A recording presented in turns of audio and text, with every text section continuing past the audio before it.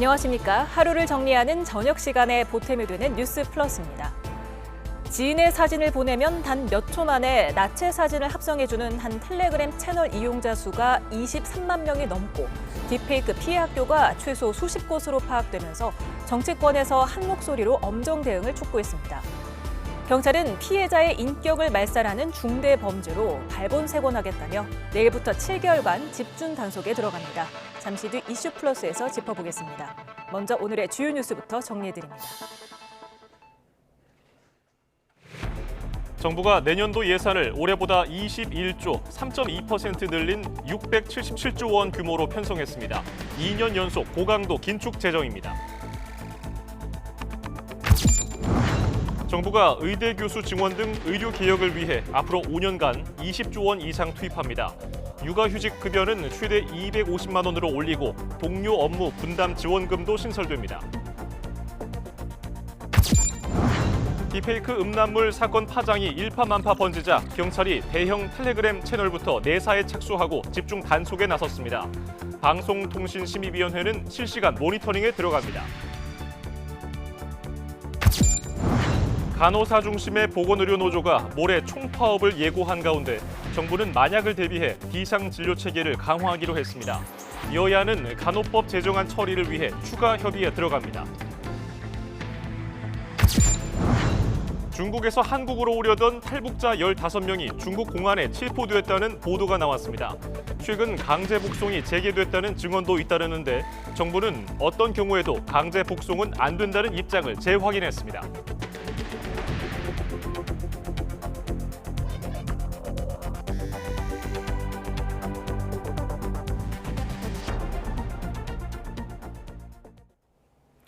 정부가 내년도 나라 살림을 올해보다 21조 원 늘어난 677조 원 규모로 편성했습니다. 2년 연속 예산 씀씀이를 소폭 늘려 재정의 지속 가능성을 높인 게 가장 큰 특징입니다. 취약계층과 소상공인, 청년 등 사회적 약자 지원에 최우선 순위가 맞춰졌는데 기초생활보장생계급여가 내년에 141만 원 인상되고 병사봉급은 205만 원으로 오릅니다. 오인석 기자입니다. 내년도 예산안 총 지출 규모는 677조 4천억으로 올해보다 3.2% 증가했습니다. 예산 씀씀이를 2년 연속 소폭 늘린 것으로 앞선 문재인 정부 5년과 비교해 총 지출 증가율을 절반 이상 낮췄습니다.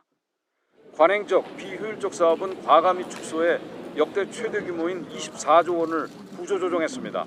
3년 연속 20조 원이 넘는 지출 구조조정입니다. 내년 예산안은 약자 복지와 경제 활력 확산, 미래를 준비하는 체질 개선, 안전한 사회, 글로벌 중추 외교에 집중 투입됩니다. 재정의 효율성과 지속 가능성을 제고하면서도 국민 여러분의 삶을 든든하게 지키고 대한민국의 미래를 충실히 준비함으로써 서민, 중산층 중심 시대를 구현해 나가겠습니다. 4인 가구 기준으로 기초생활보장 생계급여가 내년에 141만 원 오릅니다. 최근 3년간 연평균 인상액은 166만 원으로 지난 5년과 비교해 3배가 높습니다. 기초생활 수급자가 근로를 통해 수급 대상에서 벗어날 경우 최대 150만 원의 자활 성공 지원금이 신설되고 양육비를 받지 못해 어려움을 겪는 한부모 가구에는 국가가 지원하는 양육비 선지급제가 도입됩니다.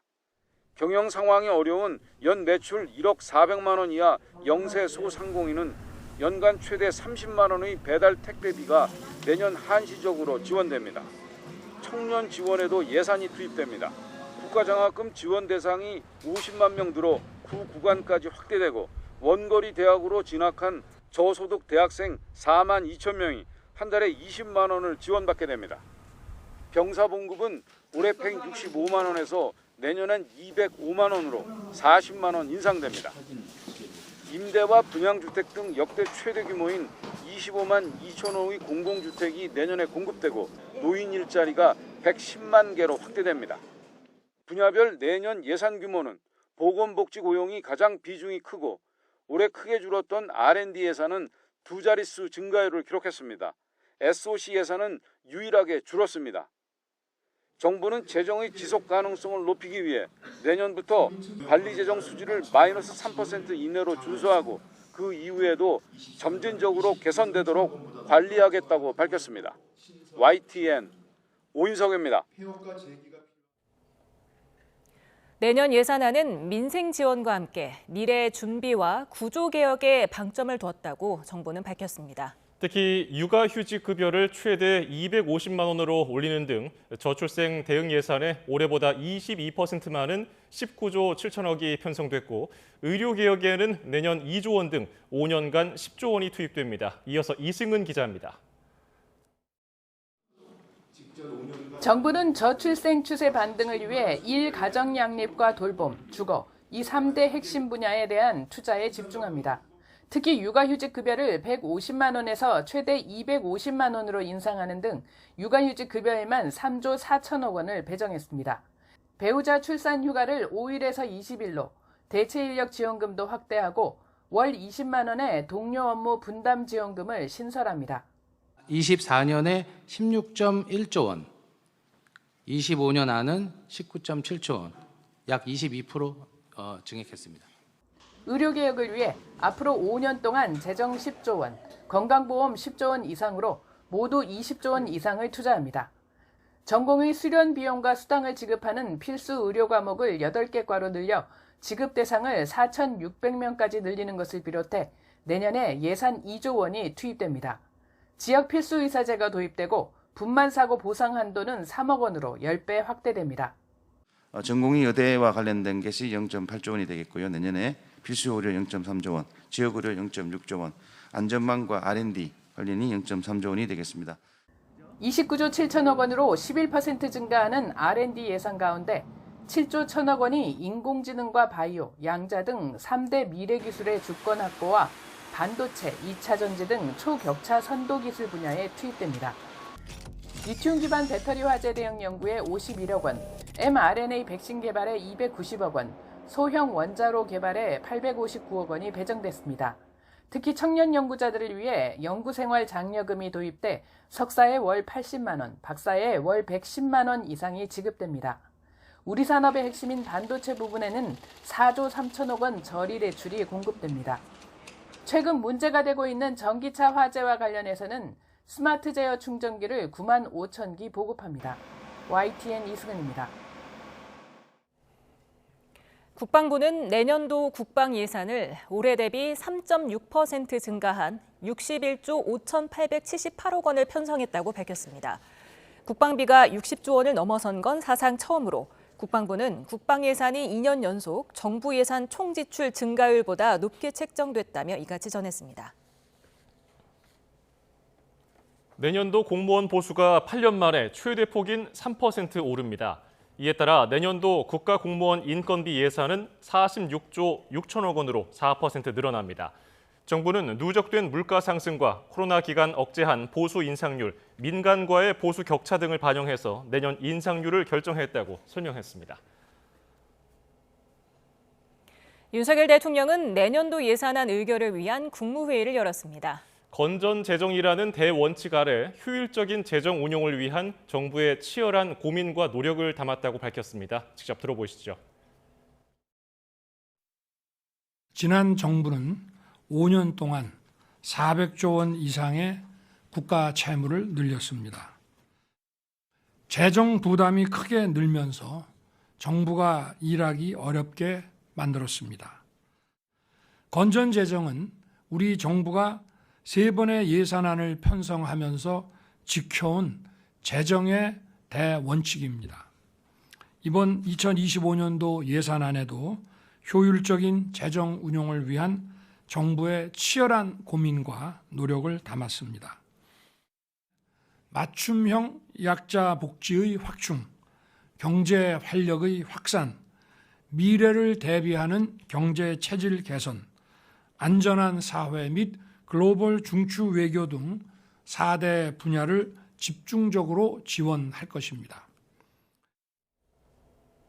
더불어민주당은 내년도 정부 예산안을 두고 부자 감세와 민생 외면, 미래 포기가 반영된 예산안이라고 비판했습니다. 민주당은 올해도 20조 원 이상의 세수 결손이 예상되지만 금융투자세 폐지와 상속세 세율 인하 등 세입 기반이 훼손된 내용이 반영됐다고 지적했습니다. 그러면서 국민과 소상공인, 자영업자가 모두 민생 대책으로 주문하는 지역사랑 상품권 예산이 전혀 반영되지 않았다며 이는 민생 외면의 태도라고 주장했습니다. 간호사 등이 주축이 된 보건의료노조가 모레 총파업을 예고한 가운데 한덕수 국무총리는 어려움을 잘 알고 있다면서도 파업 결정에는 동의할 수 없다며 철회를 당부했습니다. 정부는 파업이 강행될 경우를 대비해 공공의료기관의 진료시간 확대 등 비상진료체계도 강화하기로 했습니다. 이종원 기자입니다. 한덕수 국무총리가 보건의료노조 총파업을 앞두고 관계장관 회의를 소집했습니다.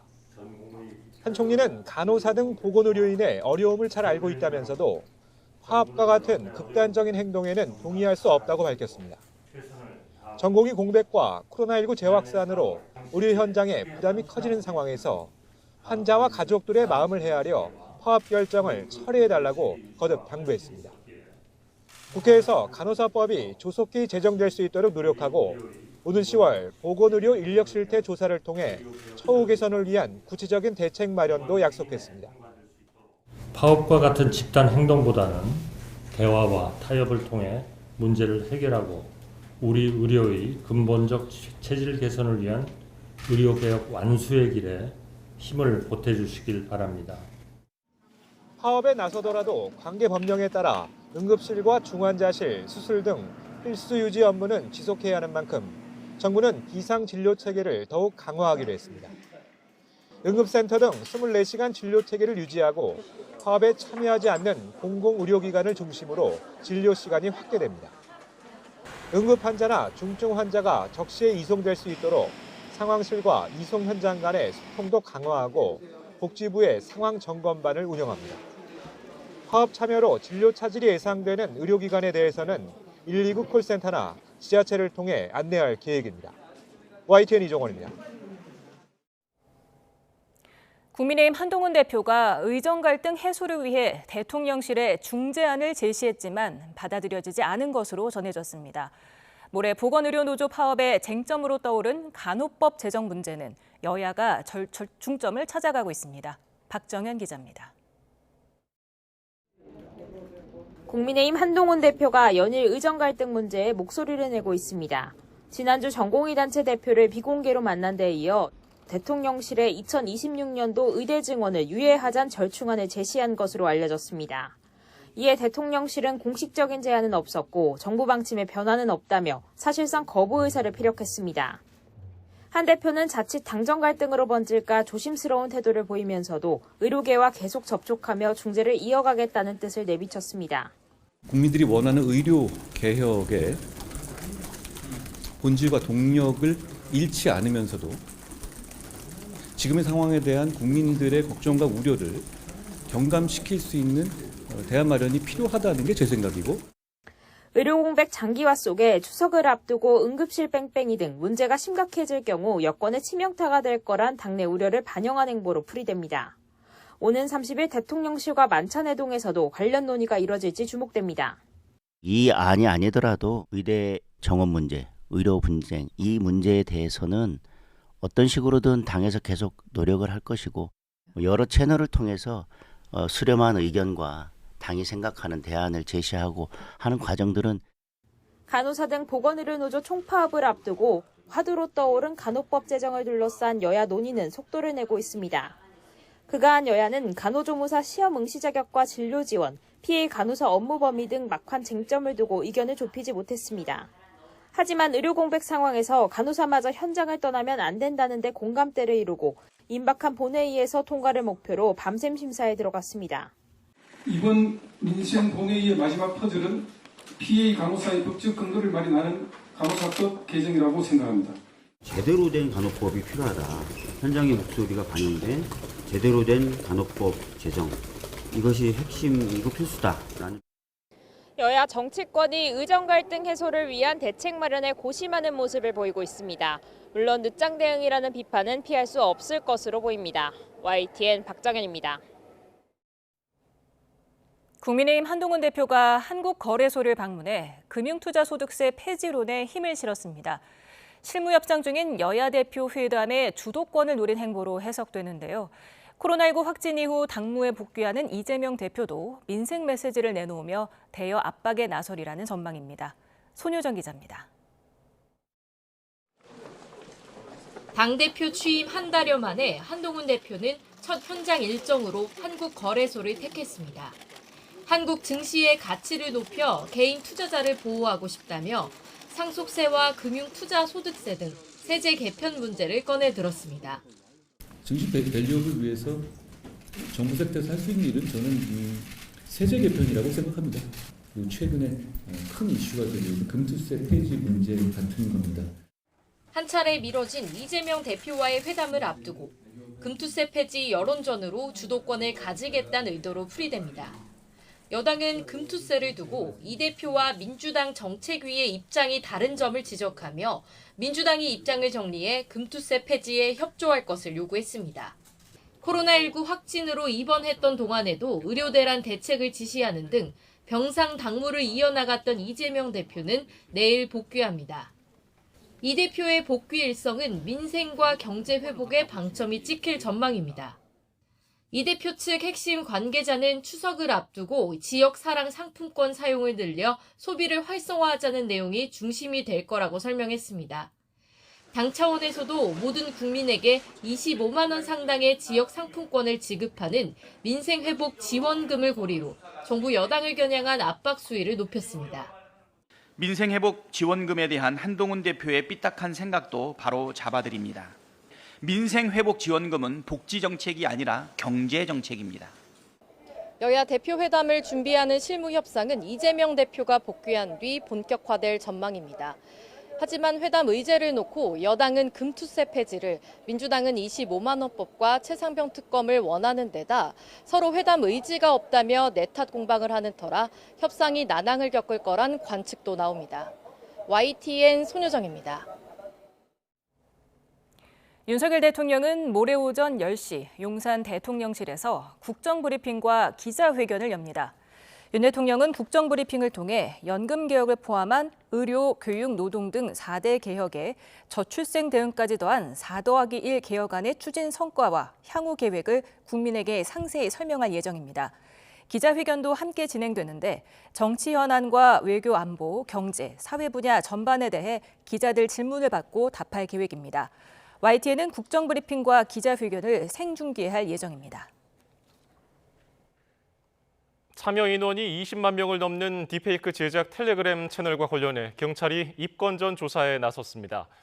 서울경찰청 사이버범죄수사대는 최근 SNS를 통해 퍼지고 있는 딥페이크 제작 텔레그램 채널과 관련해서 내사에 착수했습니다. 해당 채널은 사용자가 입력한 사진을 합성해 나체 사진으로 만드는 프로그램이 탑재돼 있는데 이용자 수가 23만 명이 넘은 것으로 파악됐습니다. 경찰이 텔레그램에서 벌어지는 딥페이크 성범죄에 대해 특별 집중 단속에 나섭니다. 경찰청은 내일부터 내년 3월까지 딥페이크 성범죄 집중 단속을 실시합니다. 경찰은 딥페이크 성범죄 발생 건수가 점차 늘어나고 있고 공통 지인을 찾아 그 지인을 대상으로 범행하는 등 수법이 점차 구체화하고 있다며 이유를 설명했습니다. 교육당국이 인공지능 딥페이크 기술을 이용한 음란물 제작 범죄가 청소년 중심으로 확산하자 피해 현황 파악에 나섰습니다. 교육부는 오늘 전국 17개 시도교육청에 텔레그램 등 메신저를 이용한 딥페이크 사건과 관련해서 대응책 마련을 위해 피해 현황을 파악해달라고 요청했습니다. 딥페이크 음란물 제작과 유포 사태에 대해서 방송통신심의위원회도 대책 마련에 나섰습니다. 범죄 온상이 된 텔레그램과의 한라인 개설을 추진하고 피해 신고와 상시 점검 기능도 강화할 방침입니다. 김태민 기자입니다. 딥페이크 음란물 피해 사례가 급증하면서 방송통신심의위원회도 예정이 없던 긴급 회의를 소집해 대응책을 논의했습니다. 핵심은 피해자 구제와 사전 점검 강화입니다. 우선 좀 더 쉽게 딥페이크 음란물 피해를 신고할 수 있도록 홈페이지에 전용 배너를 만들기로 했습니다. 온라인 딥페이크 범죄를 점검하는 인력은 배로 늘리기로 했습니다. 또 그렇게 확인한 주요 피해 사례에 대해선 즉각 경찰에 수사를 의뢰할 방침입니다. 딥페이크 음란물 제작과 유포에 온상이 된 텔레그램에 대해서는 기존 이메일 방식이 아닌 직접적인 소통 창구 개설을 추진하기로 했습니다. 앞서 방심위는 불법 합성 피해가 대학가부터 일선 중고등학교까지 빠르게 번지고 있다며 강력 대응 방침을 강조해왔습니다. 지난 한 해 방심위가 시정을 요구한 성적 허위 영상물은 7,187건에 달했는데 올해 7월 말까지 벌써 지난해 90%에 달하는 6,434건이 접수되는 등 빠르게 확산하는 추세입니다. 방심위는 전체 회의를 열어 관련 계획을 확정할 예정인 가운데 해외 플랫폼에 대한 실효성 있는 규제 대책 마련이 향후 관건이 될 전망입니다. YTN 김태민입니다. 불특정 다수의 얼굴에 음란물을 합성한 딥페이크 영상물에 대한 공포가 전국적으로 확산하면서 정치권이 대책 마련에 나섰습니다. 윤석열 대통령은 명백한 범죄라며 철저한 수사를 지시했고 거대 야당은 처벌 강화를 위해 현행법을 바꾸겠다고 나섰습니다. 권남기 기자입니다. 대학생이나 미성년자는 물론 특정 직업까지 이미지 합성 기술인 딥페이크를 악용한 음란물의 표적이 됐습니다.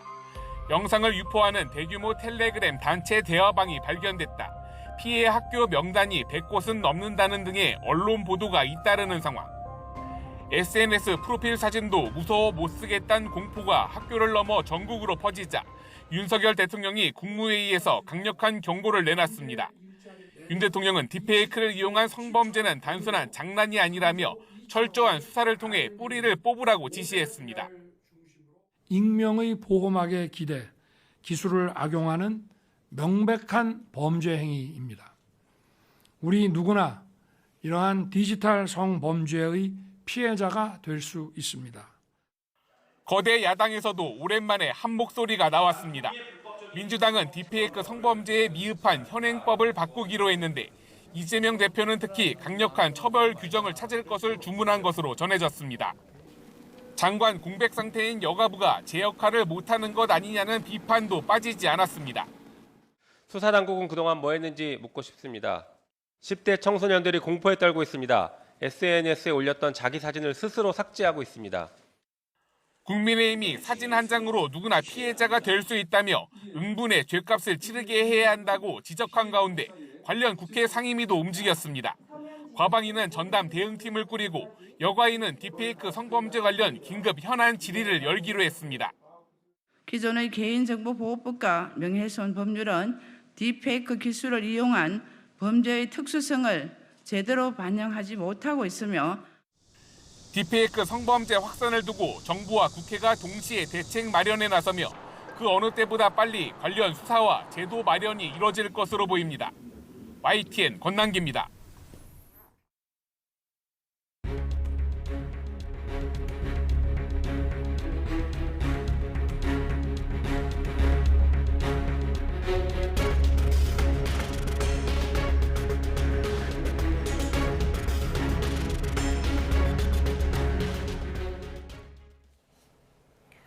최근 평범한 여성의 사진을 이용해 인공지능 딥페이크 기술로 음란물로 만드는 범죄가 기승을 부리고 있습니다. 누구나 피해자가 될 수 있다는 공포감이 커지면서 가해자를 엄벌하고 신상을 공개해달라는 국민 청원까지 등장했습니다. 관련 내용을 이경민 변호사와 함께 짚어봅니다. 어서 오십시오. 안녕하세요. 네, 지금 피해자 중에 대학생도 있고요, 중고등생 같은 미성년자도 있고요, 여교사, 여군까지 지금 나이와 직업을 가리지 않고 피해를 입고 있습니다.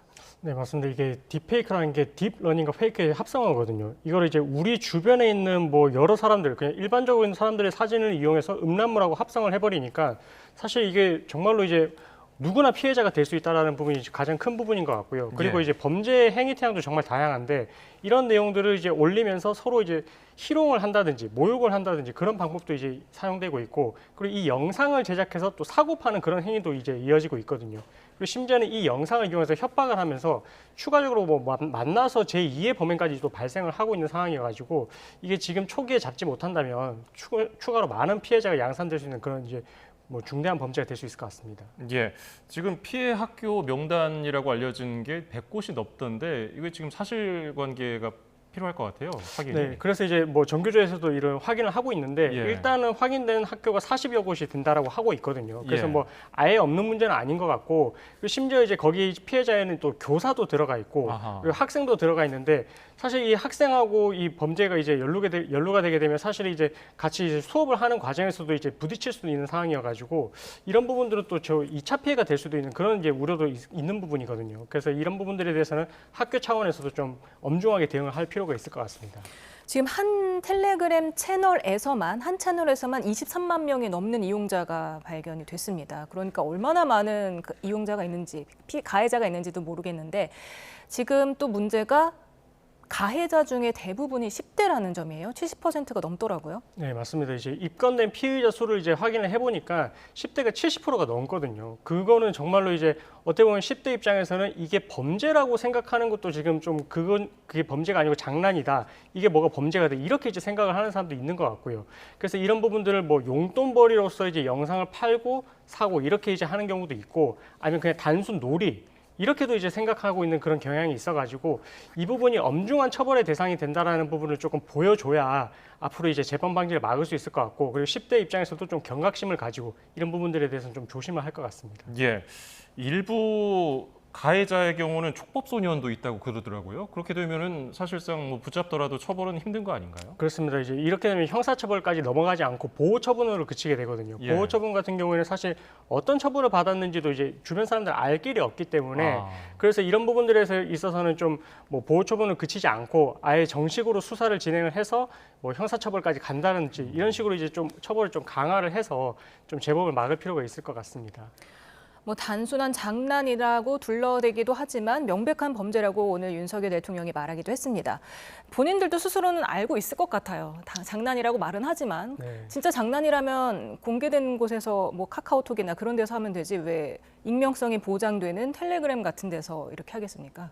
맞습니다. 뭐 그런 부분도 이제 일리가 있는 부분이 맞는 것 같은데 근데 이것이 이제 이런 생각도 있는 것 같아요. 이게 실제 촬영한 사진이 아니기 때문에 실제 촬영한 영상이 아니기 때문에 처벌을 받겠어? 아니면 처벌을 받는다면 그렇게 세게 받겠어? 이렇게도 생각을 하는 것 같거든요.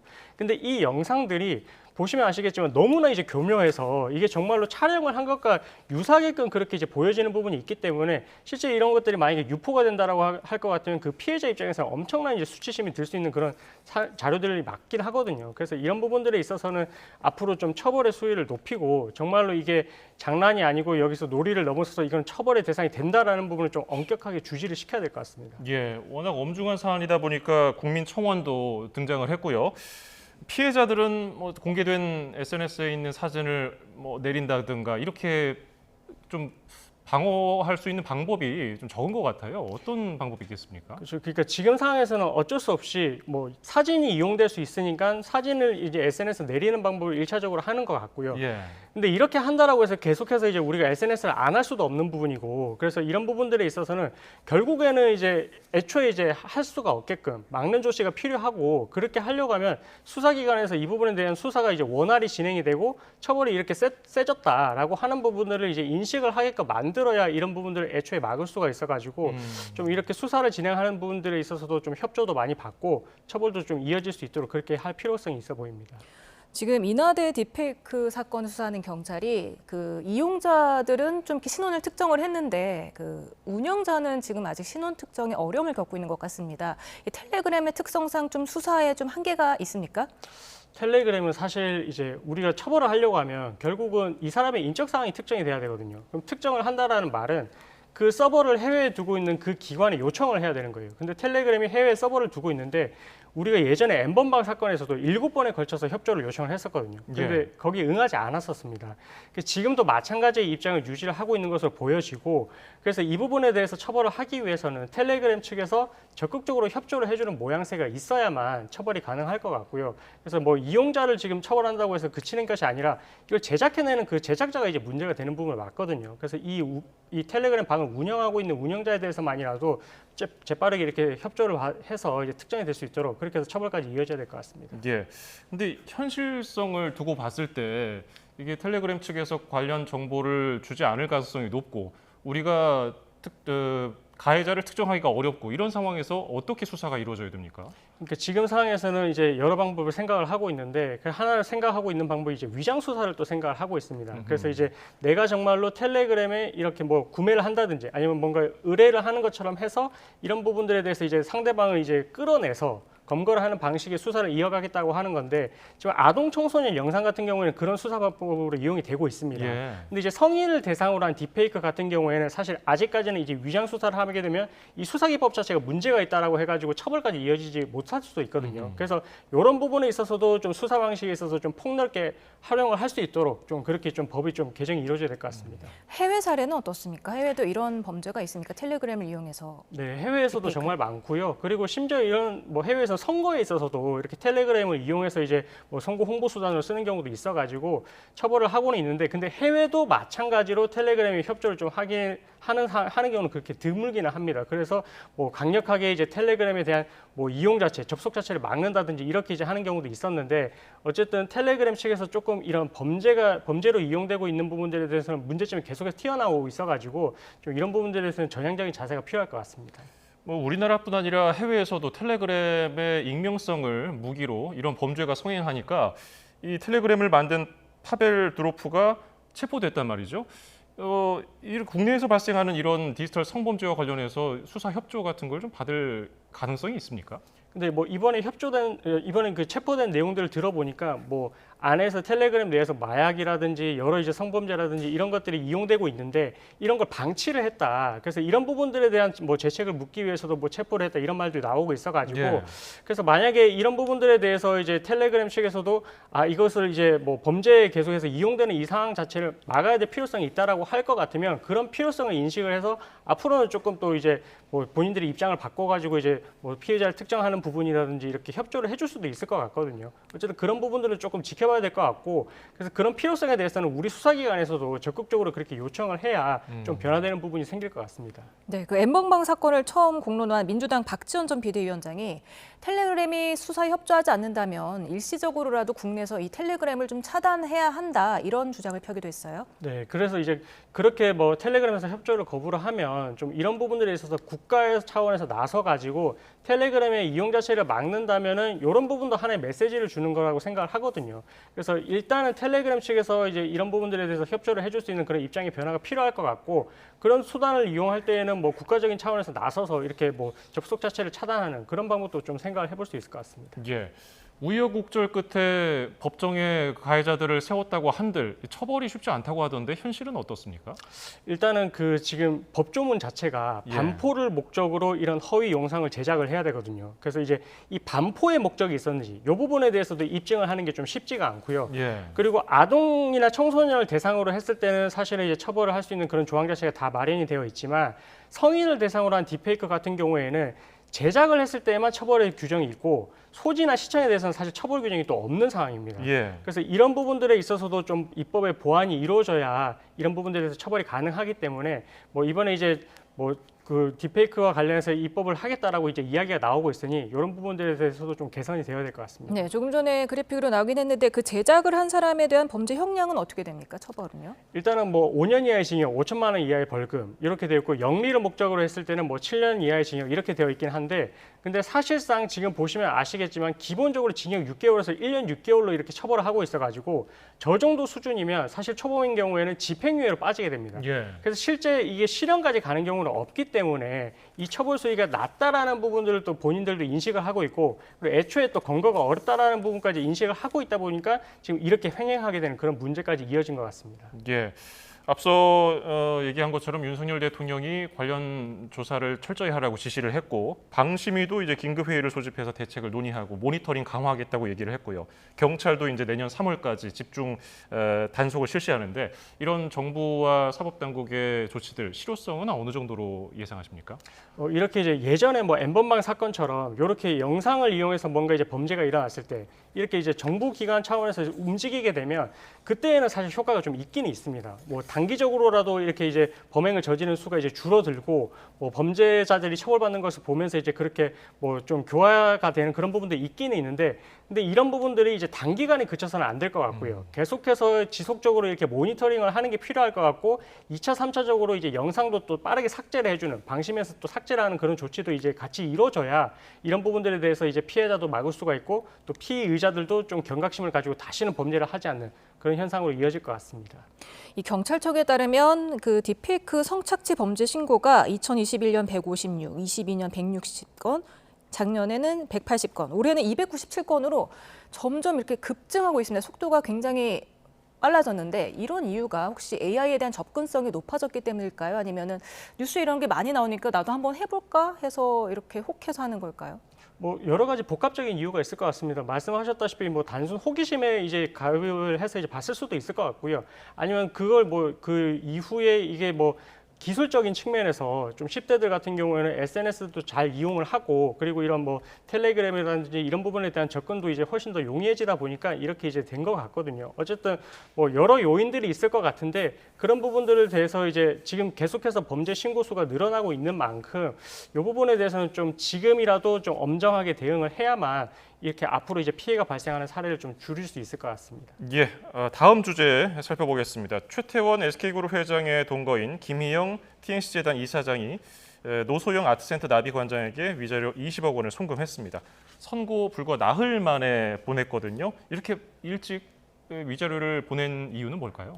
그래서 뭐 이런 부분들에 있어서 뭐 광속 송금이다 이렇게 이야기를 하기도 하는데, 예. 근데 보통의 경우에는 이 판결금을 지급을 할 때 이 상대방 변호사하고 이야기를 하게 됩니다. 그래서 이 판결금이 지금 이제 원금이 이만큼이고 이자가 이만큼인데 이게 계산적으로 맞는지 여부에 대해서 확인을 구하고요. 그래서 확인을 구했을 때 맞다라는 부분이 이제 확인이 되면 그때 이제 계좌를 이제 상대방한테 이렇게 전달을 해주거든요. 예. 그러고 나서 이제 판결금 지급 절차가 이루어지는데, 이 사건은 좀 이례적이게도 판결이 나고 나서 나흘 만에 이제 뭐 본인이 출국을 하는 길에 이제 이체를 했다라고는 하는데, 좀 일반적으로 그렇게 판결금을 지급하는 방식은 좀 아니었던 것 같고요.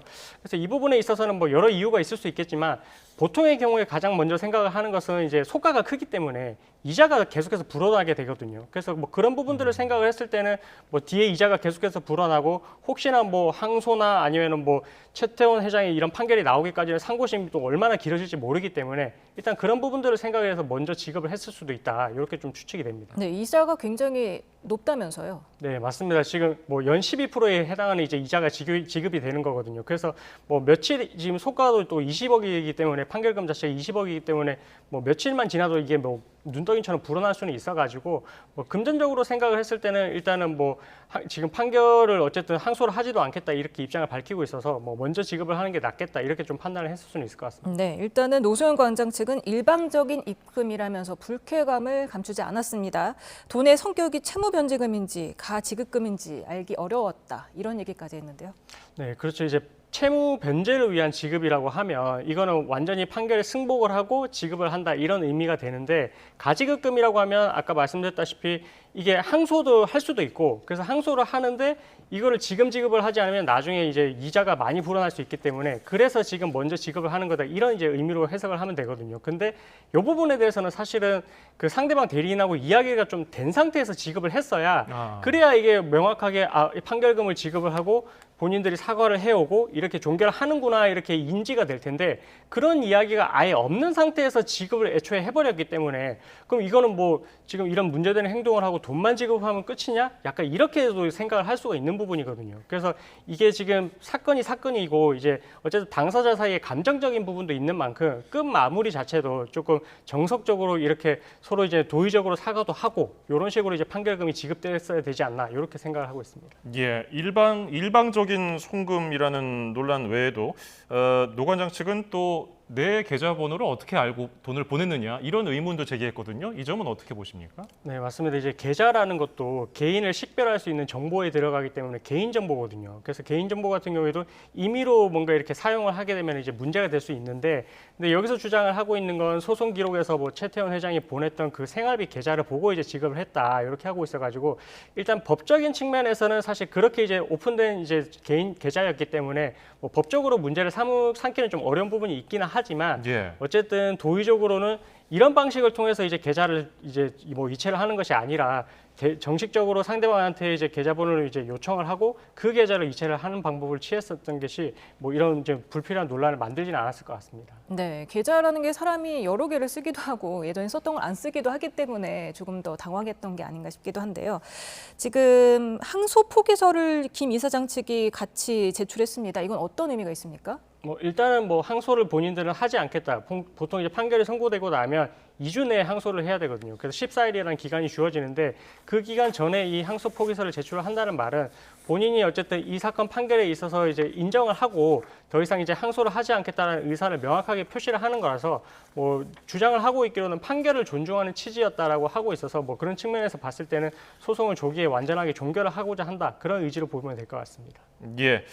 자, 마지막 주제 살펴보겠습니다. 19명의 사상자를 낸 경기 부천 호텔 화재 사건과 관련해서 경찰이 5일 만에 압수수색을 진행했거든요.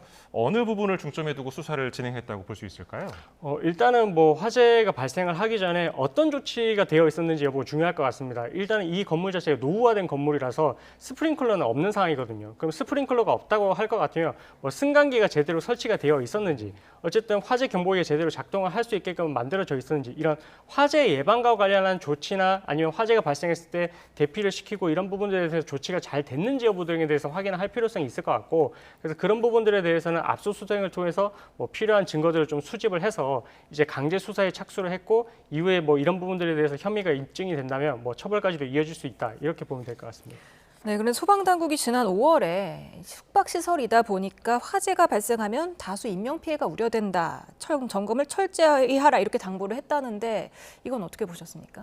그러면 이제 어느 정도 이런 부분들에 있어서 인지를 하고 있었다라고 보면 될 것 같거든요. 그러면 더욱더 화재가 발생을 했을 때 뭐 예방적인 차원에서 이런 조치를 취하고 그런 부분들에 대해서 이제 했어야만 업무상 주의 의무를 다 했다라고 이제 볼 수가 있는 부분이라서, 만약 그렇게까지도 이제 소방당국에서 이야기를 했는데도 불구하고 그런 부분들이 미흡했다면 이 사건 처벌을 하는 데 있어가지고 업무상 주의 의무 위반이 있었다, 좀 과실이 추정이 된다, 이렇게 생각을 해볼 수 있을 것 같습니다. 알겠습니다.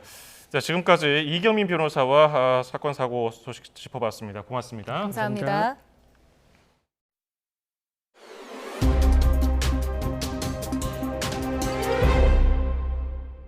중국에서 한국으로 오려던 탈북자 10여 명이 중국 공안에 체포됐다는 보도가 나왔습니다. 최근 중국에서 강제 북송이 다시 시작됐다는 증언이 잇따르고 있는데요. 통일부는 자유의사에 반한 강제 북송은 안 된다는 원칙을 거듭 강조했습니다. 임성호 기자가 보도합니다. 어둠 속에서 강가를 걷는 사람들이 찍힌 짧은 영상입니다. 미국 자유아시아 방송 RFA가 북한 인권단체 대표에게서 받아 공개한 것으로 중국에서 체포된 탈북민들로 추정된다고 보도했습니다. 방송은 지난 21일 동남아 접경 지역인 중국 원난성 쿤밍에서 제3국을 거쳐 한국으로 오려던 여성 13명과 어린이 2명 등 탈북자 15명이 공안에 붙잡혔다고 전했습니다. 쿤밍은 동남아를 거쳐 한국으로 가려는 탈북민들의 주요 경유지로 알려졌습니다. 방송은 또 체포된 탈북민들은 중국 길림성 등으로 강제 이송된 것으로 알려졌다며 이미 탈북한 일부 가족이 국제사회와 한국 정부에 강제 북송을 막아달라고 요청했다고 전했습니다. 앞서 지난 5월에도 탈북민 60여 명이 체포돼 북송 대기 중이라는 보도가 나오는 등 중국에서 지난해 10월 항저우 아시안게임 전후 중단된 탈북민 강제 북송이 재개됐다는 증언이 잇따르고 있습니다. 북중 간 외교적으로 이상 기류가 있고 관계가 소원해지고 이런 문제하고는 큰 영향을 받고 있지는 않은 것 같아요. 북중 간의 그 통상적인 지금 외교적 절차에 따라서 아마 북한 쪽으로 통일부 당국자는 해당 민간단체와 소통하고 있고 사실관계를 확인하고 있다고 설명했습니다. 그러면서 어떤 경우에도 해외 체류 탈북민의 자유의사에 반한 강제 북송은 안 된다는 것이 정부의 기본 입장이라고 강조했습니다. YTN 임성호입니다. 지난달 탈북 사실이 공개된 리일규 전 쿠바 주재 북한 대사관 참사가 북한 주민의 경우 자본주의를 경험한 사람이 절반 이상이라고 말했습니다. 리 전 참사는 민주평화통일자문회의 사무처에서 열린 특별 강연에서 이같이 밝힌 뒤 김정은이 공포정치를 시작한 이유라고 설명했습니다. 북한 주민 인식 변화를 통한 사회 변화 가능성에 대해 엘리트층은 이미 많은 정보를 접하면서 세계 변화를 알고 있다며 김정일 시기부터 이반이 시작됐다고 전했습니다. 명품 가방 수수 의혹으로 김건희 여사를 재판에 넘길지 등을 심의할 검찰 수사심의위원회가 다음 주에 열립니다. 대검 수사심의위는 오는 6일 회의를 열고 김 여사의 청탁금지법 위반과 알선수재, 변호사법 위반 등 혐의에 대한 기소 여부를 검토할 예정입니다. 수심위는 심의 당일 결론을 낼 것으로 보이는데 이원석 검찰총장은 수심위 결정을 지켜본 뒤에 다음 달 15일 임기 만료 전 사건 처리 방향을 최종 결정할 전망입니다. SK이노베이션과 SKENS 합병안이 각사 주주총회를 통과하면서 자산 100조 원 규모의 에너지 공룡 기업이 출범하게 됐습니다. 하지만 이 과정에서 일부 반대표도 나오며 합병에 제동이 걸릴 수 있다는 관측도 나왔습니다. 계열사 재편을 추진하는 두산도 같은 고민에 빠져 있습니다. 박기환 기자입니다.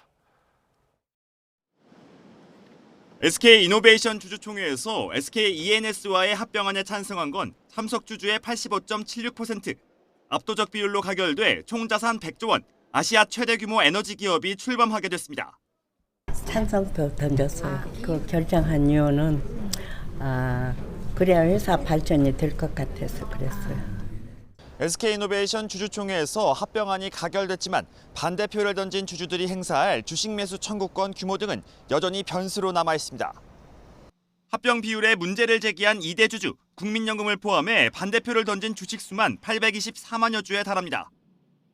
만약 이들이 모두 회사에 주식 매수를 요구하는 주식 매수 청구권을 사용한다면 9천억 원 넘는 비용을 회사가 감당해야 하고 합병 자체도 무산될 수 있습니다. 하지만 현실화 가능성은 적다는 전망이 높습니다. 지금 반대하는 입장 중에서 가장 큰 지분을 차지하고 있는 쪽이 국민연금이고, 이 국민연금은 사실상 이게 전체를 다 회수하기는 어렵기 때문에 주식 매수권을 청구하기 좀 어려운 상황이기 때문에 박상규 사장은 주총에서 회사가 보유한 현금이 1조 4천억 원 이상이어서 감당 못할 것은 아니라며 합병 추진에 문제는 없다고 일단 선을 그었습니다. 리밸런싱 작업을 본격화한 SK와 마찬가지로 두산도 같은 고민을 하고 있습니다. 알짜 계열사 두산 밥켓을 두산 로보틱스 자회사로 편입하는 방안을 추진하고 있는데 주주들의 반발이 심상치 않습니다. 국민연금은 물론 소액 주주들까지 반대표를 예고했기 때문입니다. 여기에 금융당국도 두 차례에 걸쳐 두산의 합병 증권신고서 정정을 요구하며 제동을 걸었습니다.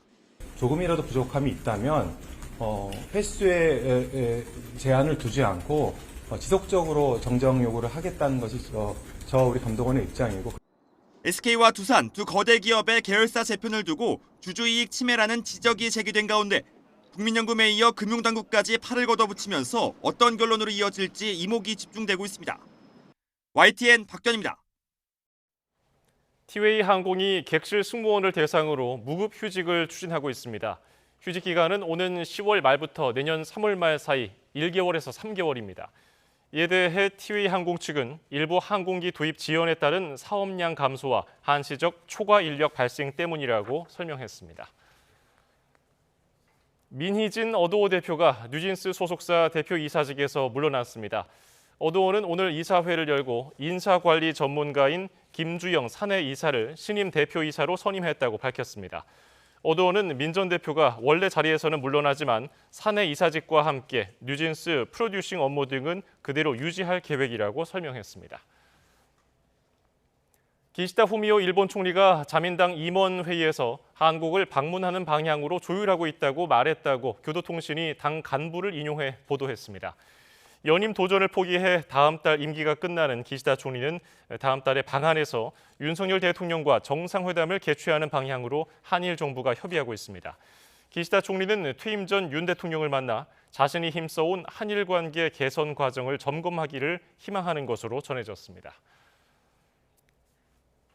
이스라엘과 헤즈볼라 간의 충돌은 전면전으로 확대되지 않고 소강 국면이지만 이란은 불씨로 남아있다는 분석이 많습니다. 한이의 암살에 따른 보복 공격을 공언했지만 휴전 협상을 이유로 미뤄온 이란이 이번 헤즈볼라 공습 이후 보복에 동참할지 관심입니다. 이광현 기자입니다. 아랍어로 신의 정당이란 뜻의 헤즈볼라. 작은 이란 혹은 이란의 대리인으로 불립니다. 헤즈볼라가 이스라엘과 대규모 공습을 주고받으며 중동 긴장이 다시 고조되자 이번엔 이란으로 국제사회 시선이 집중되고 있습니다. 가자지구 휴전협상을 이유로 보복 공격을 한 달 가까이 보류해온 이란. 이번 헤즈볼라 공격 이후 별다른 움직임 없이 보복 의지만 거듭 천명했습니다. آنچه که در تهران اتفاق افتاد و شهید هنیه را ناجوانمردانه ترور کرد رژیم صهیونیستی حادثه‌ای نیست که قابل فراموشی باشد. انتقام از این عمل جنایتکارانه 다만 복수는 스스로 결정할 것이며 개별적으로 행동할 것이라고 강조해 저항의 축 일원인 헤즈볼라와는 선을 그었습니다.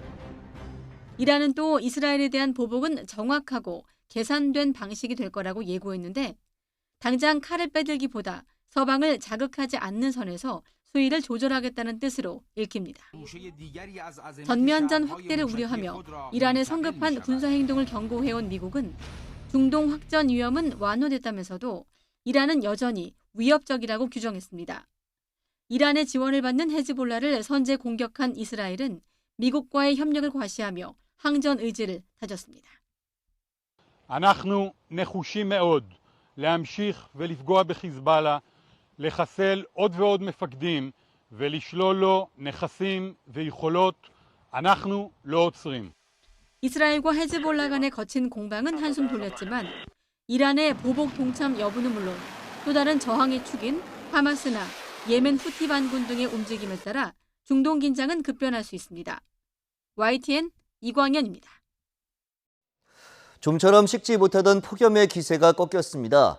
여전히 예년 기온을 웃도는 무더위가 나타나고 있지만 한여름처럼 뜨거운 날씨는 누그러들었는데요. 이와 함께 열대야도 주춤합니다. 내일 서울 아침 기온이 23도로 내륙에서는 열대야 기준인 25도를 밑도는 곳이 많겠습니다. 다만 제주도는 27도로 44일 연속 열대야가 나타나며 역대 최장 기록을 세우겠습니다. 내일 낮에는 동풍 계열의 따뜻한 바람이 기온을 끌어올립니다. 서울 낮 기온이 32도, 대전 33도, 대구 32도까지 오르는 등 오늘보다 많게는 5도가량 높아지겠습니다. 내일 내륙은 구름만 간간히 지나겠지만 영동과 영남, 제주도는 일본으로 향하는 10호 태풍 산산에서 유입되는 동풍의 영향으로 비가 오겠고 모레까지 최고 80mm 안팎의 비가 내리겠습니다. 호남에도 내일 오후에 5에서 40mm의 비가 예상됩니다. 동쪽 지방은 금요일까지 비가 이어지는 가운데 태풍이 일본을 지나는 주 후반까지 남쪽 해상과 해안, 동쪽 해상과 해안에는 바람이 강하게 불겠고 파도도 높게 일 전망입니다. 날씨 정보였습니다.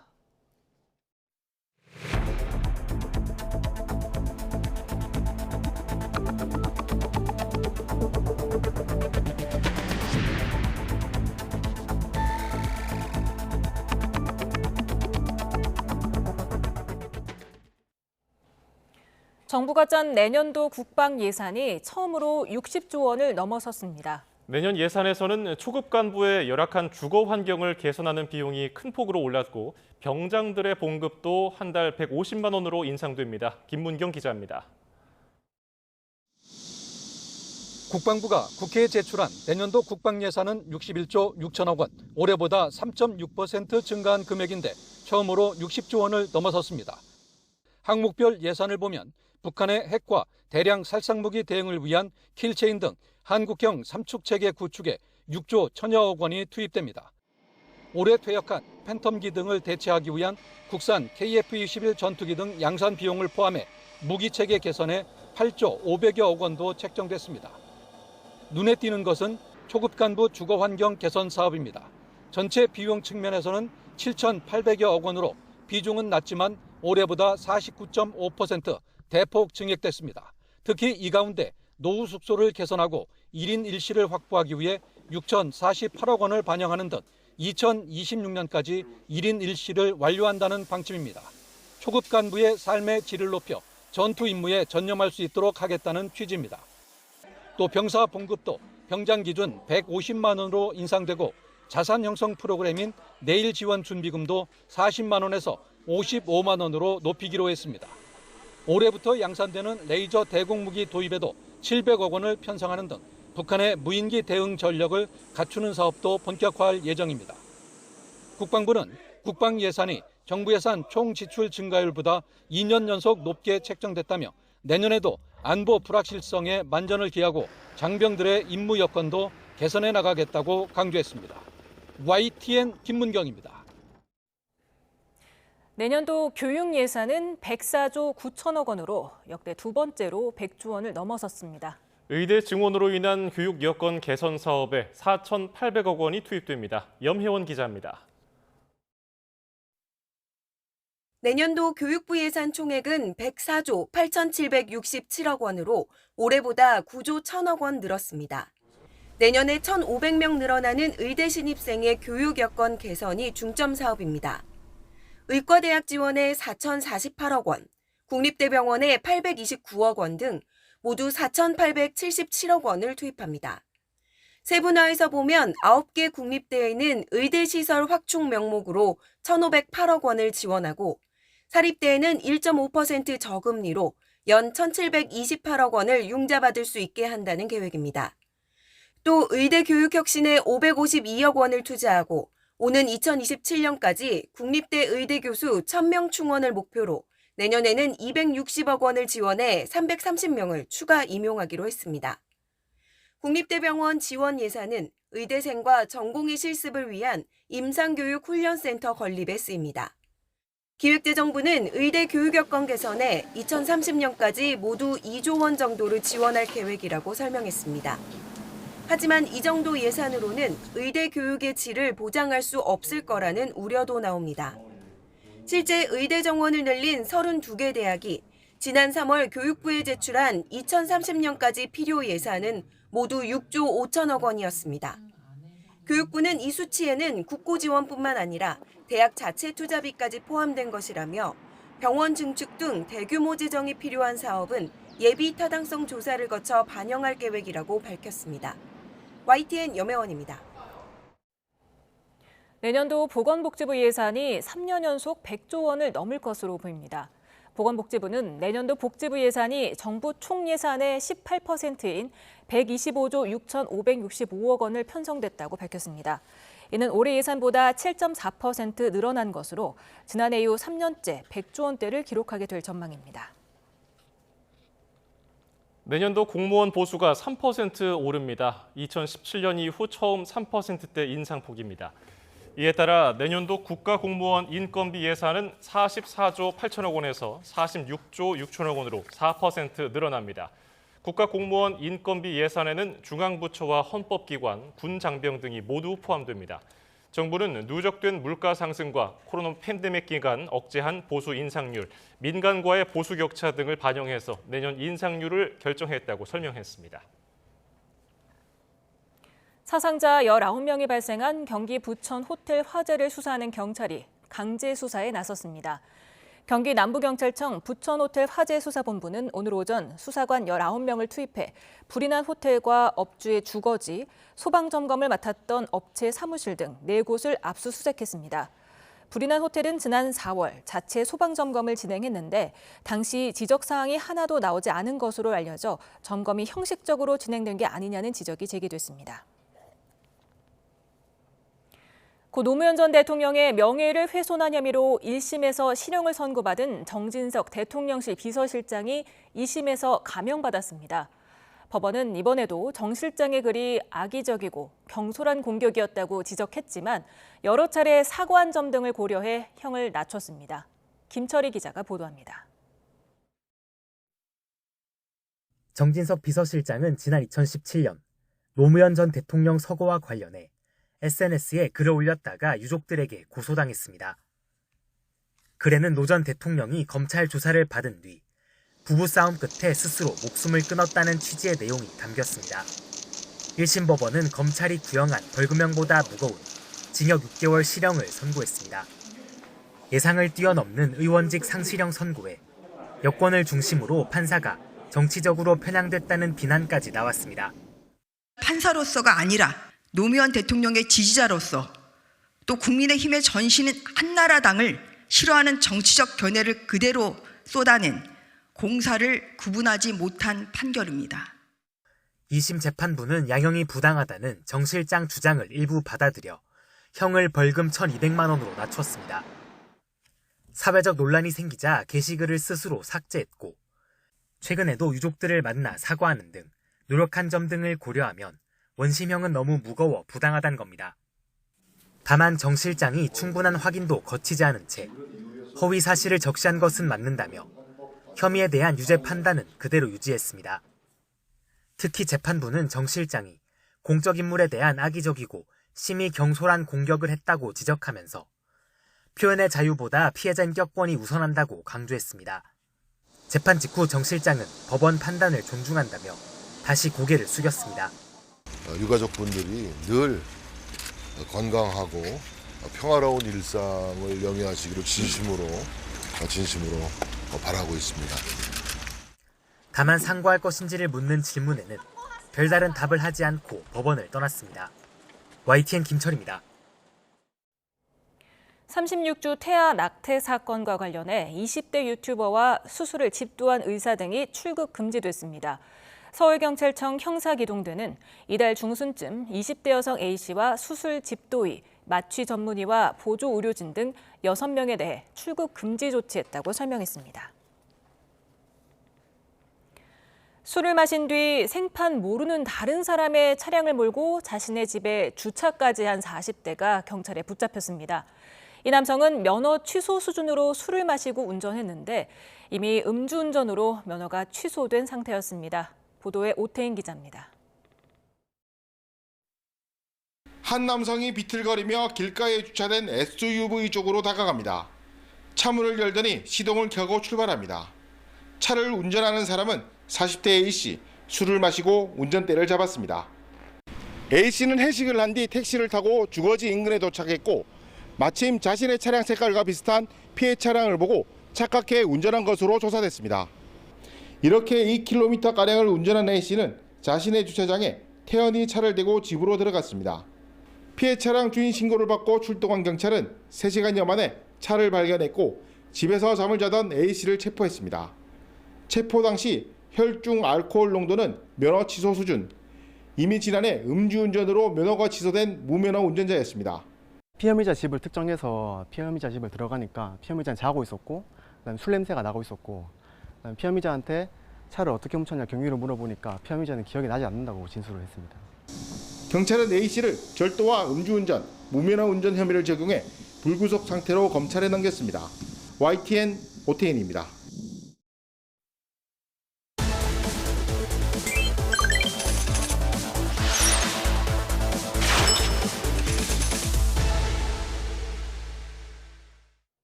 뉴스플러스 오늘의 경제픽입니다.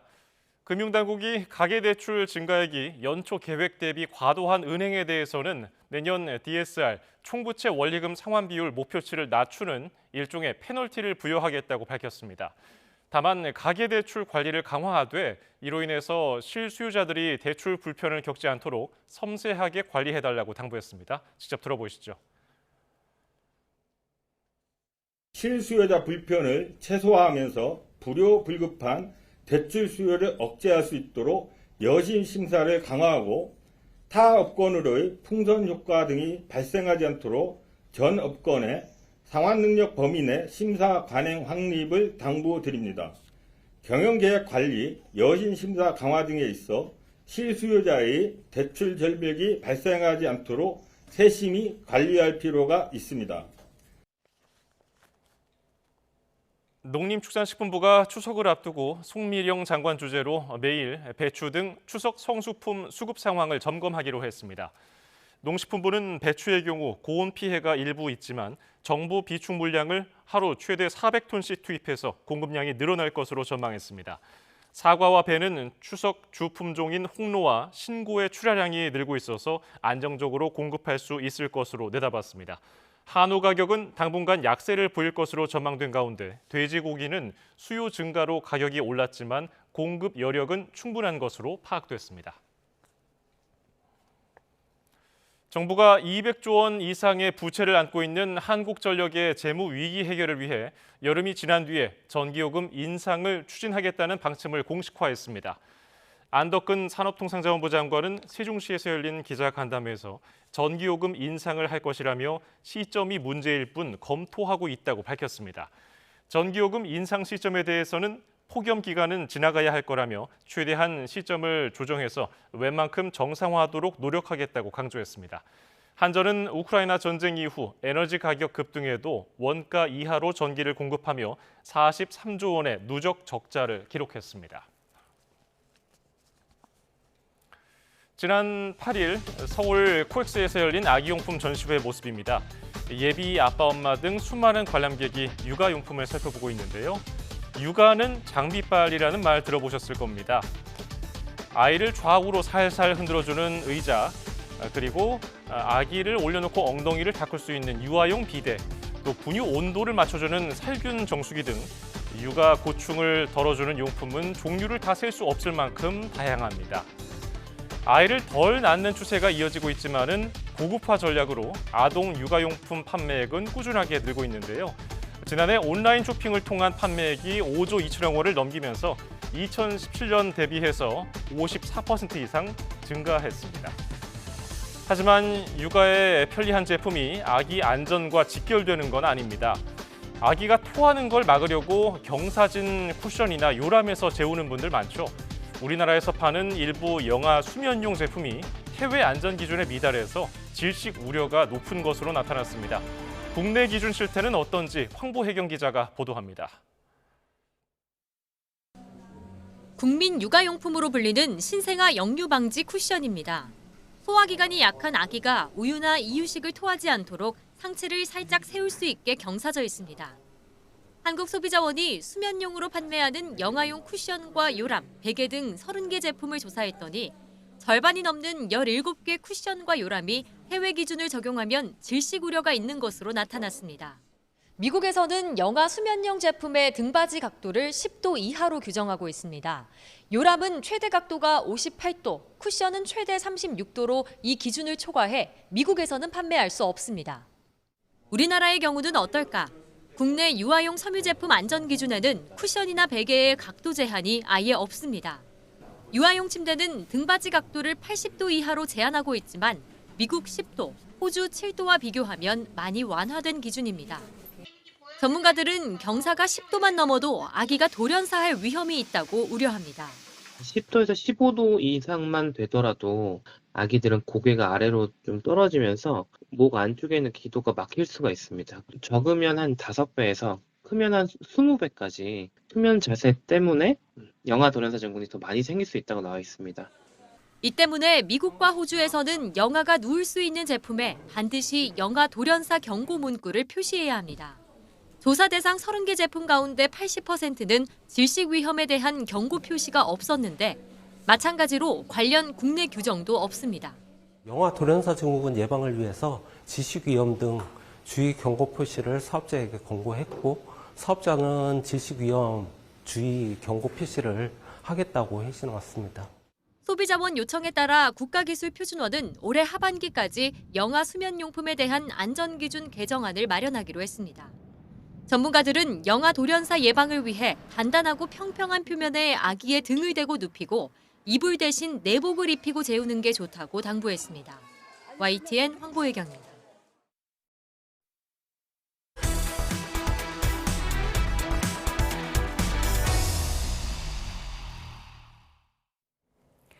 군기훈련 도중 숨진 육군 훈련병 사건 재판이 진행되고 있는데요.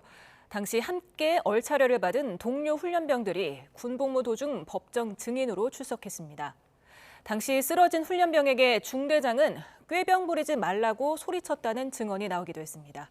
홍성욱 기자가 취재했습니다.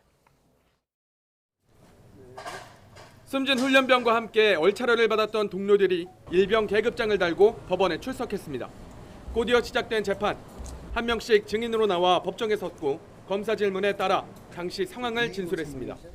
알려진 대로 전날 밤 떠들었다는 이유로 당시 훈련병 6명에게 남모 부중대장이 완전 군장 상태에서 군기훈련을 지시했습니다. 증인들은 이어 생활관에 찾아온 부중대장이 알루미늄 배트를 들고 강압적인 분위기를 조성했다고 말했습니다. 또 모자란 군장 무게를 맞추기 위해 책을 넣었고 무게가 30kg에 달했다고 밝혔습니다. 1시간가량 이어진 얼차려 중 쉬는 시간은 없었고 탈구표표기와 구보 등 계속된 얼차려에 동기였던 박훈련병이 쓰러졌다고 설명했습니다. 이어 중대장이 인근에 있던 의무병을 불러 쓰러진 박훈련병의 상태 확인을 지시했고 의무병이 맥박과 심장이 잘 뛴다고 보고하자 중대장은 쓰러진 훈련병의 멱살을 잡고 흔들며 꾀병을 부리지 말라고 소리쳤다고 덧붙였습니다. 이 같은 증언이 나오자 방청석에서는 탄식이 터져 나오기도 했습니다. 마지막으로 하고 싶은 말이 있느냐는 재판장 질문에 당시 응급처치가 신속하고 정확하게 이루어졌다면 사망사고를 막을 수 있었을 것 같다며 아쉽다고 밝혔습니다. 그 의무병 그리고 당시 신병 교육대대에 있었던 군의관, 간호장교, 응급 구조 그 부사관 이런 분들의 추가적인 증언이 있어야 되고요. 증인으로 나온 병사들은 중대장과 부중대장의 처벌을 원하느냐는 질문에 모두 그렇다고 답했습니다. 동료 훈련병들은 얼차려 당시 상황을 상세히 진술했습니다. 이들의 증언이 향후 재판 결과에 어떤 영향을 미칠지 관심이 쏠리고 있습니다. YTN 홍성욱입니다. 대전 지역 여고생 한 명의 얼굴과 음란물을 합성한 딥페이크 영상이 유포됐다는 신고가 접수돼 경찰이 수사에 나섰습니다. 대전시 교육청은 성범죄 특별주의보를 발령하고 피해 발생 대처 요령을 안내하고 있습니다. 파벨 드로프 텔레그램 창업자가 프랑스에서 체포된 후 텔레그램 다운로드 건수가 급증한 것으로 나타났습니다. 러시아 코메르산트는 미국 IT 매체 테크크런치를 인용해 드로프 체포 이후 텔레그램 다운로드 건수가 세계적으로 4% 증가했다고 보도했습니다. 또 앱 분석업체 앱피겨스에 따르면 텔레그램은 26일 새벽 기준 미국 앱스토어 소셜 네트워킹 부문 순위에서 2위에 올라섰습니다. 자살 사망자 대부분은 사전에 경고 신호를 보내지만 정작 주변에서는 이를 제대로 인식하지 못하는 것으로 나타났습니다. 또 숨진 사람 가운데 남성의 비율이 여성보다 2배 가까이 높았습니다. 김주영 기자가 보도합니다. 우리나라는 자살 사망자의 비율이 세계 최고 수준을 기록해왔습니다. 지난 2020년을 기준으로 봐도 OECD 평균의 2배가 넘고 올해 5월까지만 봐도 지난해 같은 기간보다 10% 늘었습니다. 그런데 자살 사망자 가운데 대부분은 사전에 경고 신호를 보내는 것으로 조사됐습니다. 보건복지부가 한국생명존중희망재단과 최근 9년 동안 조사한 결과를 보면 숨진 이들의 96.6%가 징후를 보였습니다. 감정 상태가 변하거나 주변을 정리하는 사람이 많았고 숨지기 1년 전부터는 수면 상태가 변하거나 자살을 언급하는 경우도 다수였습니다. 하지만 가족이나 주변 사람들은 23.8%만이 이런 신호들을 파악했던 것으로 조사됐습니다. 주변이나 지인에 대한 변화를 우리가 감지할 수 있도록 주변에 대한 관심을 가지는 게 제일 중요할 것 같고요. 경고 신호를 인지했다고 하면 충분히 대화를 갖는 게 사망자 가운데는 남성이 64%로 35%인 여성보다 2배 가까이 많았습니다. 평균 연령은 44.2세, 그리고 1인 가구가 19.2%로 나타났습니다. 그리고 소득 수준은 올 100만 원 미만의 저소득층이 46.5%를 차지한 이런 사항들이 인구 사회학적인 특성이 되겠습니다. 또 보통 4개가 넘는 스트레스 사건을 복합적으로 경험하고 있었습니다. 세대별로 스트레스를 겪는 원인은 조금씩 차이가 났습니다. 청년층은 실업이나 구직 스트레스 비율이 가장 높았고 노년층은 대인관계 단절이 가장 많았습니다. 전문가들은 예방센터나 전화 109번을 통해 상담이 가능하다며 혼자 고민하지 말고 주변에 도움을 요청할 것을 당부했습니다. YTN 김주영입니다. 한덕수 국무총리는 국민의힘 한동훈 대표가 지난 25일 고위당정협의회가 끝난 직후 2026학년도 의대 입학 증원을 유예하자고 제안했지만 정부와 대통령실이 검토 끝에 수용하지 않기로 했다고 밝혔습니다. 한 총리는 한 대표의 당시 제안에 대해 여러 가지 검토해야 할 사안이 많아 생각해보겠다고 답했다며 이같이 말했습니다. 이어 입시생 편의를 위해 1년 10개월 전에 입학 정원을 확정하게 돼 있다며 2026학년도 정원은 올해 5월 말까지 정해져야 하는 것으로 법적으로 보면 이미 공개한 것이라고 설명했습니다. 홍준표 대구시장은 대구시와 경상북도가 추진해온 행정통합이 사실상 무산됐다고 주장했습니다. 홍 시장은 오늘 SNS를 통해 경북도 의회가 대구시장에 대한 성토장이 된 건 유감이라며 통합 논의를 장기 과제로 돌리는 게 갈등을 수습하는 방안이 될 것 같다고 밝혔습니다.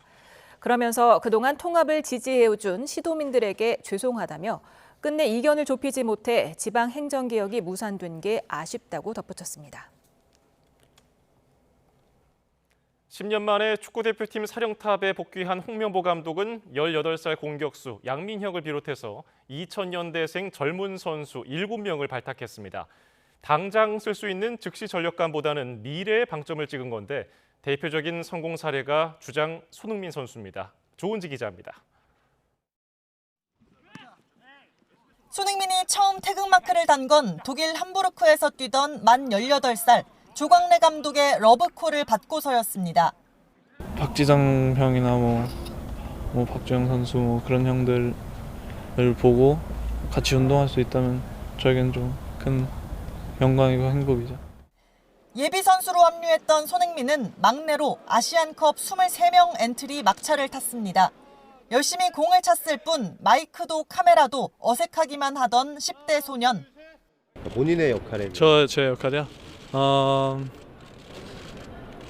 어떻게 얘기해야 되지? 일단 뭐 최선을 다하는 수밖에 없죠. 뭐 기대에 저버리지 않게.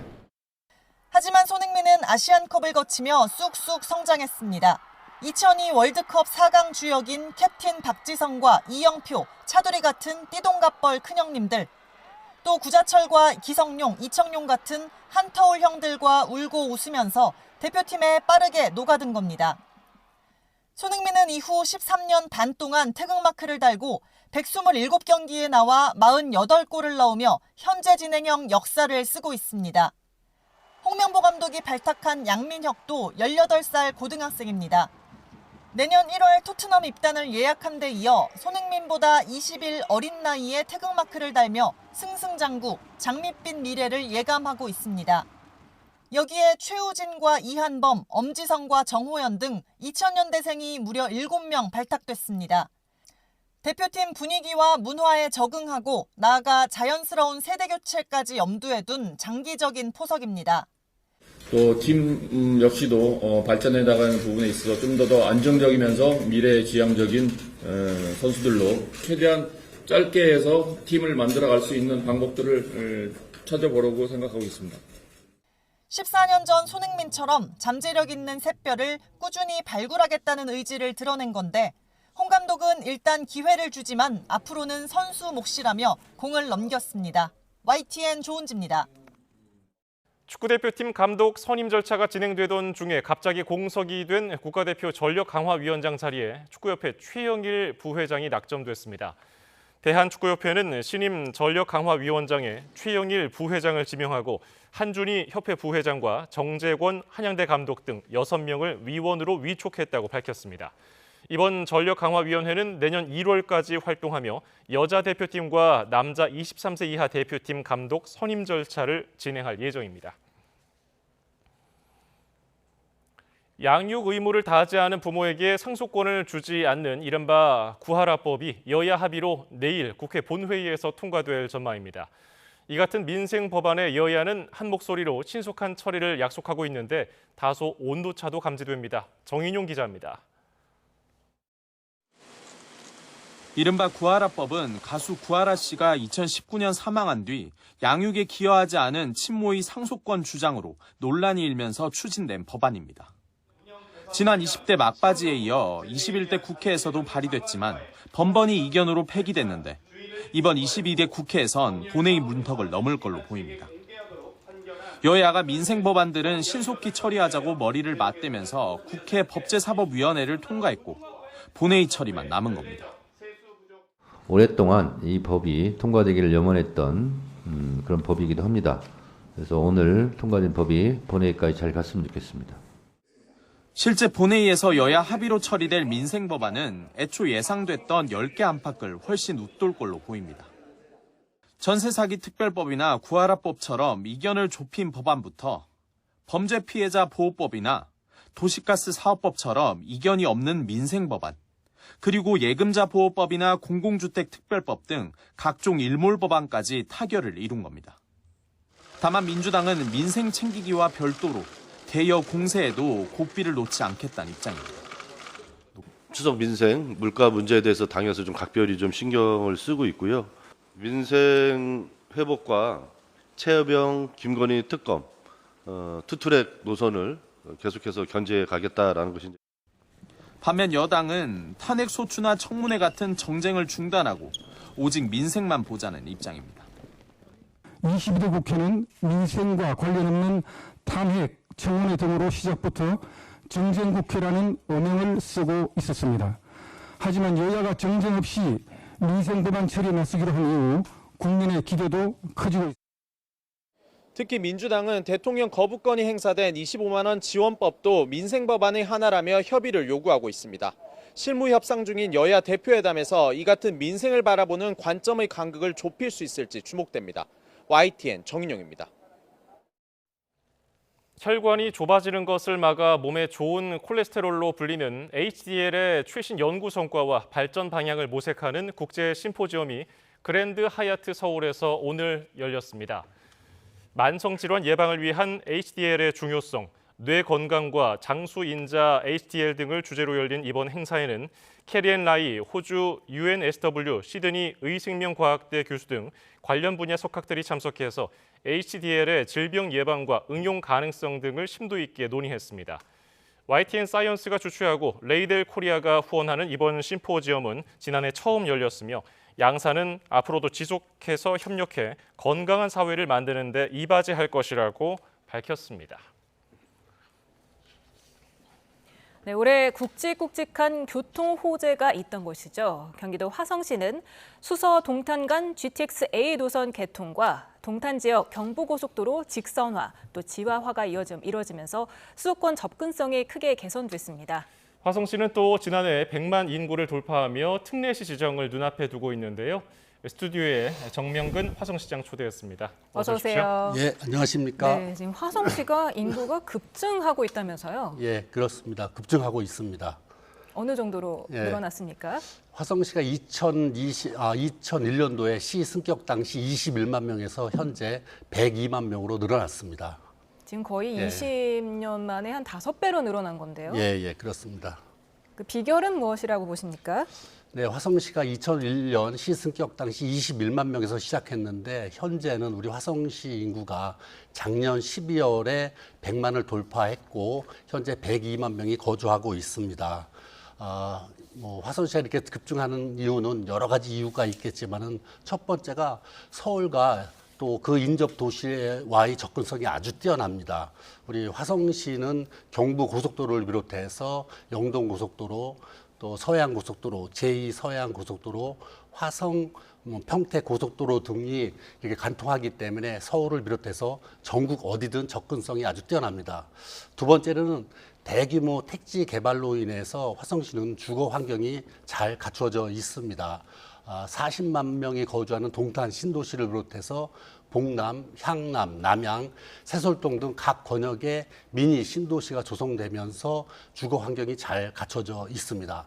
세 번째로는 다양한 양질의 일자리가 풍부합니다. 우리 화성시는 국가 미래 전략 산업인 반도체, 모빌리티, 바이오 등을 선도하는 삼성전자, 또 기아자동차, 또 많은 제약업체 등 대기업, 중견기업, 중소기업이 약 28,590여 개가 자리 잡고 있어서 아주 다양한 양질의 일자리가 풍부한 것이 특징입니다. 그래서 우리 화성시는 이러한 요인들로 인해서 대도시로 성장하고 발전하고 있지 않나 생각됩니다. 그렇군요. 화성 시민들 평균 연령이 상당히 젊다고 들었는데요. 어느 정도입니까? 우리 화성시 평균 연령이 39.1세로 전국에서 가장 젊은 도시입니다.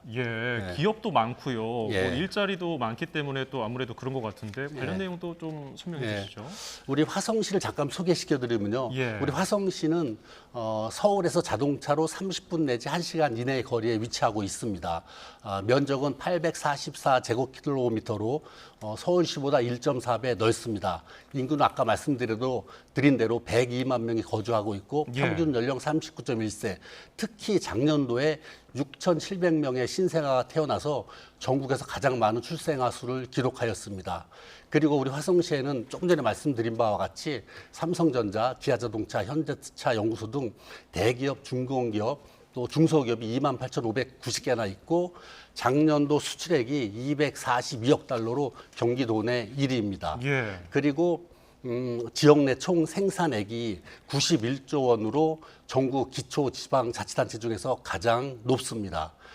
광역시인 인천시 또 부산시가 97조, 98조, 전라남도 전체가 88조임을 비교하면 우리 화성시의 91조는 상당한 규모라고 생각합니다. 특히 우리 화성시는 지난 7년 동안 지방자치단체 종합경쟁력 평가에서 7년 연속 1위를 달성하고 있습니다. 이처럼 우리 화성시는 역동적이고 활력이 넘치는 미래가 기대가 되는 도시가 바로 화성이라고 말씀드릴 수 있습니다. 이렇게 인구가 급증하고 이렇게 미래가 더 기대되는 그런 화성시인데 구청이 없다면서요? 네, 그렇습니다. 우리 화성시는 서울시보다 넓습니다.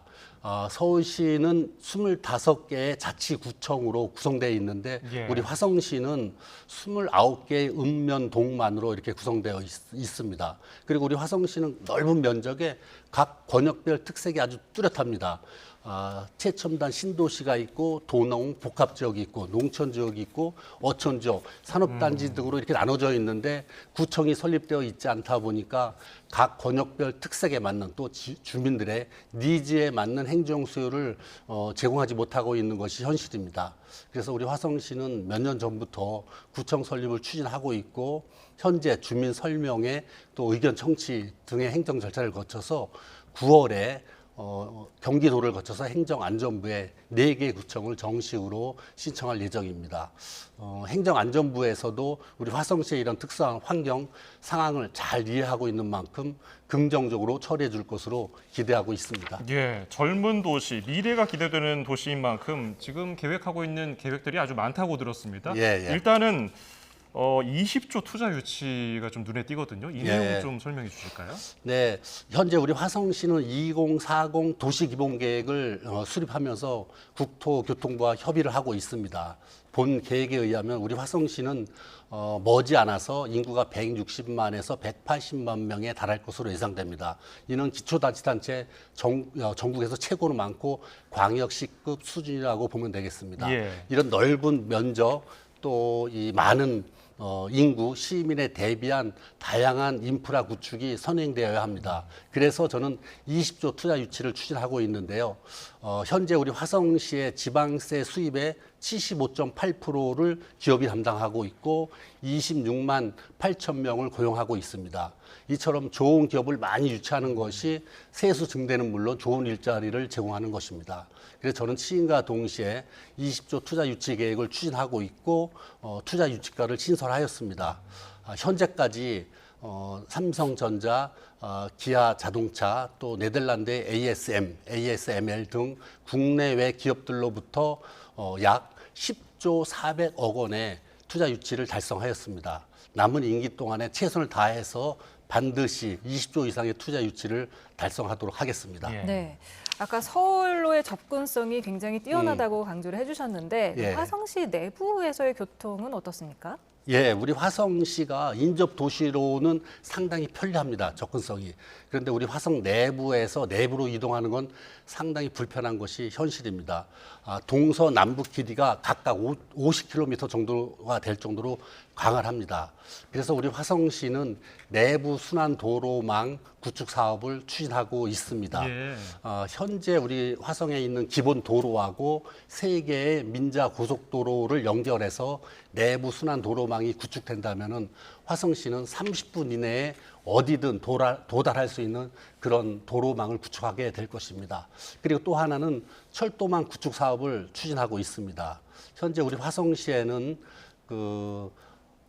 인덕원선 그리고 신분당선 등 8개의 철도 사업이 진행되고 있고 또 GTX-C 등 4개 철도 사업이 계획되어 있습니다. 여기에다가 우리 화성 서부에서 출발하는 경기 남부 동서횡단철도 등 4개 철도망 구축 계획을 내년도 제5차 국가철도망 계획에 신청할 예정입니다. 이렇게 되면 우리 내부 순환 도로망이 완성이 되고 16개의 철도망 사업이 구축이 완성된다면 화성시의 교통 문제는 상당히 개선될 것으로 예상하고 있습니다. 예. 보고 즐길 거리, 문화예술 분야는 어떻게 좀 계획하고 계십니까? 문화예술 분야에서도 다양한 인프라를 구축하고 있습니다. 먼저 송산 그린시티 내에 127만 평 규모의 국제 테마파크를 몇 년 전부터 추진하고 있고 현재 경기도에 관광지 지구 지정 신청을 한 상태입니다. 올 하반기에 승인이 되고 또 국제적인 IP사가 선정된다면 2026년도에 착공을 해서 2029년도에 개장을 할 예정이고요. 또 1,500석 규모의 실내 1,500석 규모, 또 야외 1,200석 규모의 화성 문화의 전당이 건립되고 있습니다. 현재까지 공정이 한 60% 정도 되고 내년 5월에 준공이 되면은 임시 운영을 거쳐서 2026년도 초에 첫 번째 작품이 올려지게 될 것입니다. 그리고 또 화성의 서해안 정곡항에서 궁평항까지 약 17km의 해안선에 황금해안 둘레길 조성 사업을 추진하고 있습니다. 올 하반기에 착공을 해서 내년 하반기에 준공이 된다면은 화성 시민들뿐만이 아니라 수도권의 많은 시민들께서 이 둘레길을 걸으시면서 우리 서해안의 아름다운 낙조 또 갯벌 바다를 만끽하실 수 있을 것입니다. 이 외에도 약 60만 평 규모의 보타닉 가든이 조성되고 있고 시립 미술관 또 유소 호스텔 등 각종 다양한 인프라가 추진되고 있습니다. 이처럼 우리 화성시는 20조 투자 유치 또 교통 인프라 확충 또 문화예술 관광 인프라 구축 등의 사업을 통해서 화성의 미래를 준비하고 있습니다. 네, 끝으로 화성 시민 그리고 YTN 시청자분께 한 말씀 해주시죠. 짧게 부탁드립니다. 네, 화성시는 젊고 활력이 넘치는 역동적인 도시입니다. 오늘보다 내일, 현재보다 미래가 더 기대가 되는 도시가 바로 우리 화성시입니다. 앞으로 우리 화성 102만 화성 시민과 함께 화성의 미래를 상상하면서 그려가겠습니다. 나 화성에 살아라고 모든 시민들이 말할 수 있을 때까지 최선을 다해서 준비하겠습니다. 그리고 오는 9월 7일, 8일 화성 궁평항에서 화성 송산 포도축제가 개최됩니다. 시민 여러분들의 많은 관심과 또 방문을 부탁드리겠습니다. 감사합니다. 예, 지금까지 주목받는 도시 화성의 소개 잘 들어봤고요. 정명근 화성시장이었습니다. 말씀 고맙습니다. 감사합니다. 네, 감사합니다.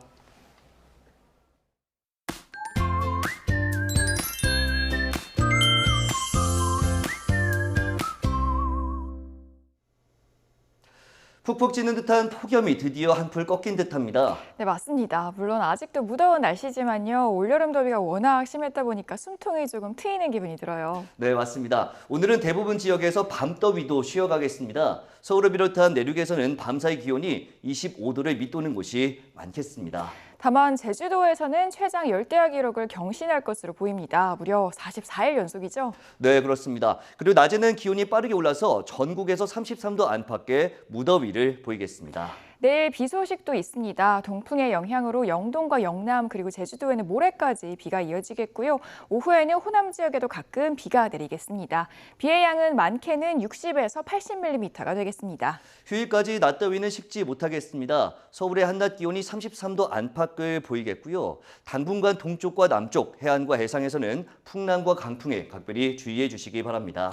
요즘 여름에서 가을로 넘어가는 환절기잖아요. 네, 그렇죠. 환절기가 되면 저도 그렇지만 비염으로 고생하는 분들이 많은데요. 마스크를 착용하는 것만으로도 비염의 증상을 완화시킬 수 있습니다. 또 평소 식염수를 사용해서 코 안을 세척해주는 게 좋고요. 먼지를 제거하고 침구류를 세탁하는 등 실내 청소를 꼼꼼히 하는 것도 도움이 되겠습니다. 증상이 너무 심해질 때는 약국에서 약을 구입하는 것도 하나의 방법이 될 텐데요. 다만 장시간 복용하면 비염이 더 심해질 수 있기 때문에 일주일 이내로 섭취하는 것이 좋겠습니다. 날씨 캔버스의 김수연, 고은지였습니다.